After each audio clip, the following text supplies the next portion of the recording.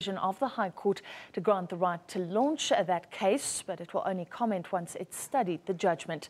Well, the pensioners under the banner of the Transnet Pension Action Group approached the courts last year. The group is accusing Transnet of stripping the pension fund of assets. It says the parastatal mismanaged the funds to such an extent that the obligations to pensioners could not be met. The group says pensioners were not receiving market-related payments for years, with some getting as little as R1 per month. Well, to discuss, we're now joined on the line by the attorney for the Pension Action Group, Wynanda Coetzee.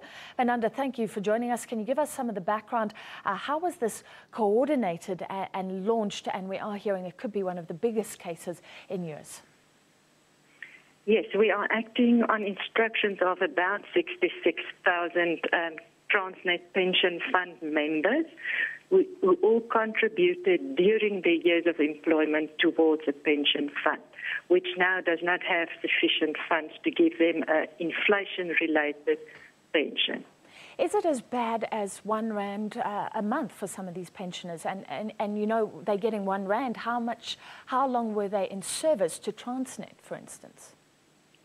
Some of them were many years, as much as 40 years in the service of Transnet, contributing monthly and years. There is numerous people receiving R1 per month. Do you think this could be the biggest case? What sort of payout are you expecting if you are successful? Of course, there's still a long way to go. Yes, we are not even going to discuss the figures at this stage, but we are hoping for a large amount of money to be paid back to the Transnet Pension Fund. I mean, do you have a benchmark of how much they should have been receiving every month? If someone was receiving R1, can you say that person should have been receiving 500, 600, a few thousand perhaps? I would just say a few thousand. I would not go into the figures at this stage. All right, no problem. Wynanda, how many pensioners are you dealing with directly?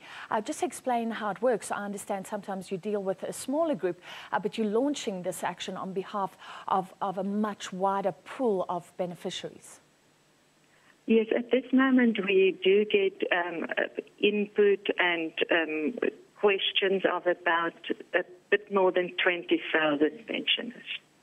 And are these workers on one specific level, or are we talking workers across levels, pay groups, racial divides? We are talking across pay levels, and black, white, coloured, Indian. It's not a race or a payment structure initiative. What are you accusing Transnet of doing? Can you give us the details? I'm not going to discuss that in full detail, apart from saying that we believe the fund is being stripped of their assets and money, which we believe should be paid back into the fund. And do you believe you have sufficient proof? What are your chances of success here? We wouldn't have started it if we did not think that we have a good case to get the money back for the pensioners. Wynanda, what happens now? And I understand these things can run on for years. You also have to consider that some of these pensioners, I understand, are as old as 90. So the question is, can they even survive and see the end of this case? We hope that they will see, but we have lost quite a bit of pensioners since we started. We will just try and expedite the matter, and we hope that Transnet would assist us in sitting with us and settling this matter. So you're hoping actually for an early settlement? Yes, we're inviting them to discuss it with us, and let's work together. Are they open to those discussions? At the moment, not. We have invited them. We haven't had any response from them, but hopefully they will get back to us on this. Very interesting. Last question, Wynanda. Apparently there was a parallel case running and some sort of interim solution is being sought whereby Transnet will, I understand, be forced to put some money aside. Do you know the details of that? Is there any interim solution?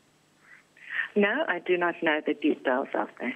All right, thank you very much. That was attorney for the Transnet Pension Action Group, Wynanda Coetzee.